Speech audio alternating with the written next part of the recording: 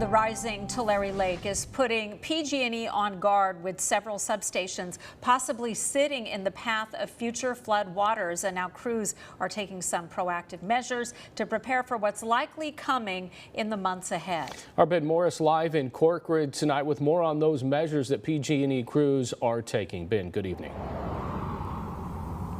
Good evening. Just behind me here is PG&E's Corcoran substation, and it's one of three the provider is worried about here in this area. And in the coming days ahead, crews will be building an 8 to 10 foot high wall here to protect this substation against floodwaters.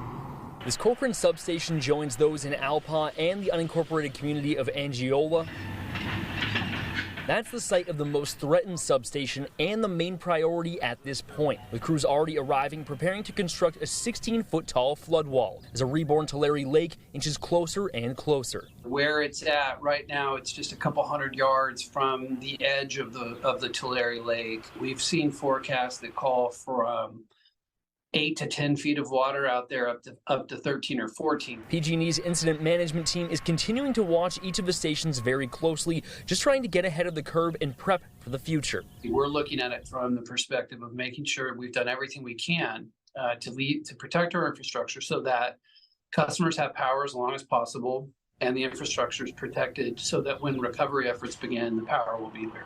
Crews are also keeping an eye on every power line, transformer, and pole either in the path of the lake or already submerged. 26 customers have already been disconnected in the area as their homes or businesses are already underwater or are going to be.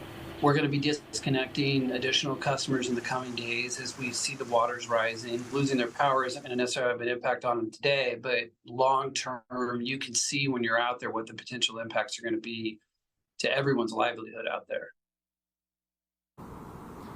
Boyles also says crews are utilizing airboats to survey land and also retrieve things like submerged transformers, and says they're really keeping an eye right now on poles that are submerged as ground underwater continues to erode here as the lake rises. Reporting live in Corcoran, Ben Morris, KC24, local news that matters.